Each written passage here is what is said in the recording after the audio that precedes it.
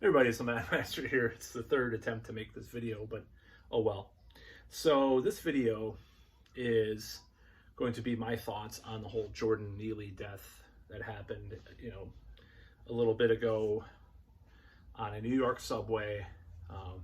It's a whole culture war type of moment. And that, my opinions may surprise some people that watch this channel, or it may not surprise people, of course, too. Now, I just want to get this out of the way because I think it's an important point to make about the media. The media got, the left, whatever you want to consider that nowadays, or liberal media, and a lot of commentators got the whole whole Kyle Rittenhouse thing totally off base with their opinions. There's a reason why he, got off. Is not guilty and everything because of what happened. If you watch those videos, it's a very different picture than your average modern woke leftist, quote unquote, would have it. Now, the unfortunate thing though is I'm noticing a lot of the same conclusions being jumped to, not the same conclusions, but similarly irrational conclusions being made from the right wing about this case. And what I mean by this is that there's only at least at this juncture of this recording this video, there could be more that comes out. Obviously, I could be wrong. I'm going to acknowledge that. At this juncture, there's a short video clip of this guy screaming for food on the subway, or saying, please, I need food, blah, blah, blah, having a mental health crisis. Now, the guy that, the three people held him down. Now, the thing is what I'm trying to say is we need to see what happened in this case, if there was excessive force used with regards to this guy. Now, the left is making stupid excuses too for people, not behaving in a civilized manner on, public transit and so forth. So obviously that's stupid. If you're on public transit, unless you're hitting on hot chicks or something, little day game. Sorry, I just had to say that. Other than that, I don't think this is a Band-Aid, by the way. It's a long story. It's not a big wart on my face. It's a Band-Aid. So as far as like this, people have to act civilized in a civilized capacity in society when if you're expecting to live your life, without repercussions. Now, from the clip, I'm just talking about based on the clip I've seen and based on the scant evidence that we have, there seemed to be excessive force used on this guy, in my opinion, so far. And I'm not going to call it racist. I'm not going to go to that, but I'm going to say, from what I can see, at least from the evidence that I've seen, if he was, let's just say he was just yelling and he wasn't attacking anybody, he was just scaring people, I don't feel like what happened was justified by that. Because unless he was actually flailing around, hitting people or almost hitting people, I don't feel like this was justified. Now, 15 minutes under someone's arm, being in a chokehold, that's another thing too that I find a little bit disingenuous towards this type of situation. Now, they could have grabbed, held on to him in another fashion, of course, too, but it seems very suspicious to me that, and this is similar to some of these other cases have come, of course, the left will grab hold of it and say it's racism and systemic oppression and all this stuff, and they're going to jump to these conclusions rather than, trying to say, well, this is, it's excessive force. It was not called for because the guy wasn't really threatening anybody. Now, I don't know. This is the thing at this point. I am reserving judgment. This is what I'm saying. This is the whole conclusion of this video. I'm reserving judgment until more video comes out, if there is more video or more evidence that this was justified. I don't feel like I feel like people are okay. I feel like people are angry at these issues, these systemic issues called homeless. One of them called homelessness, rampant homelessness in big cities. That is a big problem, and that is not going to be solved by the people that created it in the first place, Democratic mayors, but help create it. But it's not going to be helped by killing people either. It's not going to be helped by killing mentally ill people on a subway. So I have I feel like this take is kind of, I don't want to jump to conclusions is what I'm saying.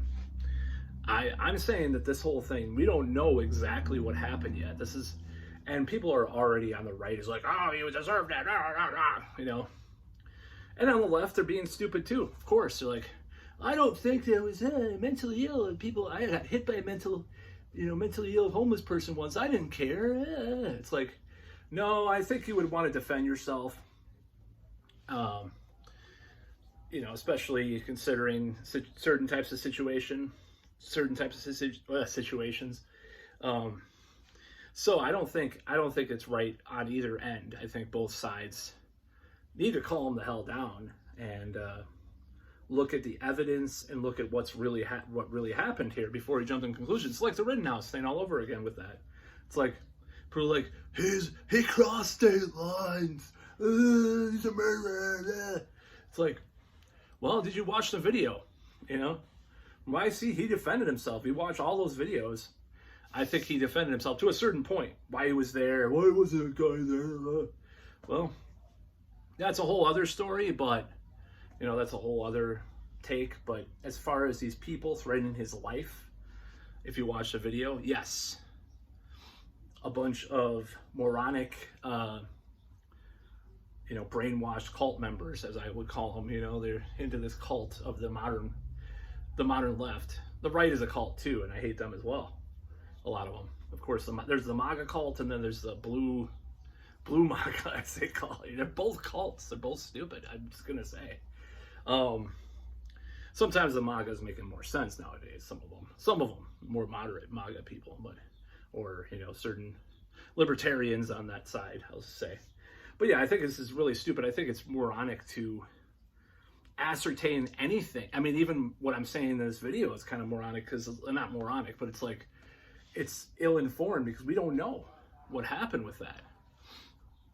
But I think there is, okay, I'm going to say this, and this is going to come out kind of controversial. I think there is actual racism on the right.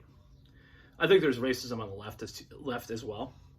I can tell you that some of the racism on the left is like this buried, subconscious, unconscious thing that it's like Catholic guilt. It's like a sinner having to like heal themselves from the sin so they become woke, instead of actually working on why they're racist. They just cover it up with wokery.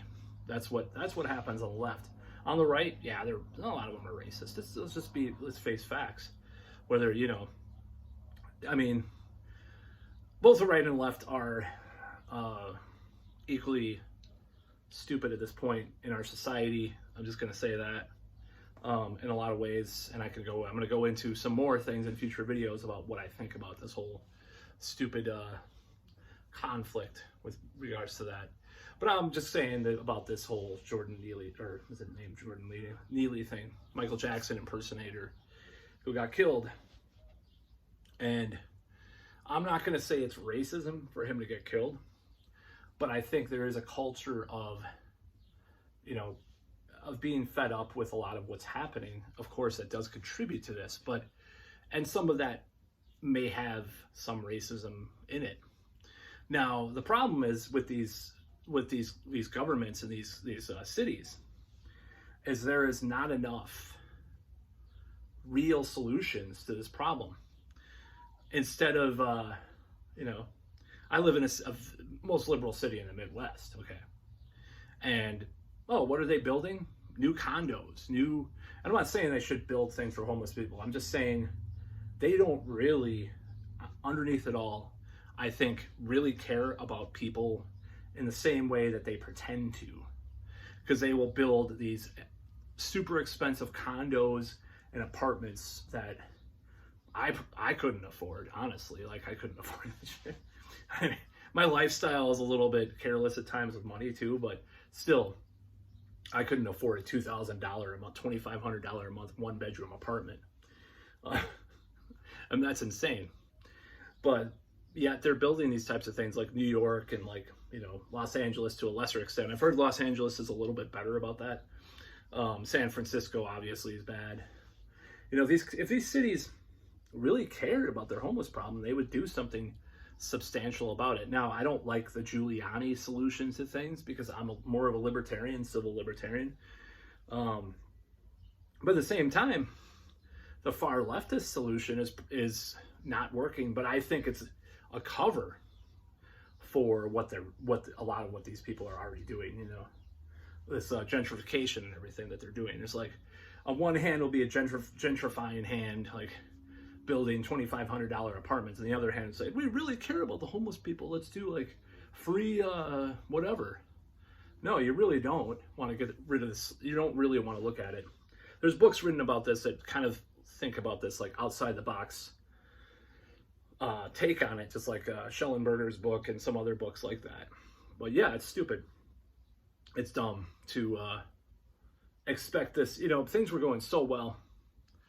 It was an illusion, of course, but things were going on pretty well under, you know, like the 90s, late 90s, early, you know, mid 2000s. Crime had gone way down. We found out lead was one of the drivers, possibly, of crime. We found out a lot of things. Now, you know, a lot of that is ruined. It's not ruined completely, but it's getting worse. And people have pretty bad takes on it and solutions that won't really work. Because if you look at all the history of this stuff, you got to wonder why people are going more far right or more woke is because they are frustrated with the status quo how it is. So they either go this direction, like we need more of this stuff, you know, or they go this other direction, it's like, we, you know, get back to our old values, you know. And I'm in neither camp. I think going outside the box is probably the best way. I don't know what that means, but I'm just saying. So yeah, I think we need to find out what happened in this case, getting back to the case. And, you know, I don't believe that, I don't know much, you know, I know a little bit about martial arts, and I might go back to martial arts pretty soon, actually. But I don't know about subduing someone. I don't know what that takes. You know, this guy was like a Marine or something like that, or Navy or Sea. I don't think it was a Navy SEAL, but the guy that murdered or killed Jordan Neely, murdered. I don't know. We'll find out in a court of law. But that evidence, you know, needs. Hopefully those videos will be released, and I'm hoping I'm wrong. I hope the, you know, like he was, you know, punching people or trying to hit people and stuff, you know, or had a knife or something. I don't think he had a knife, but I hope that's the case. I don't hope he's like, I need food, ah. You know, if that's just the case, yeah, he's a maniac just yelling on a subway, scaring people, but come on.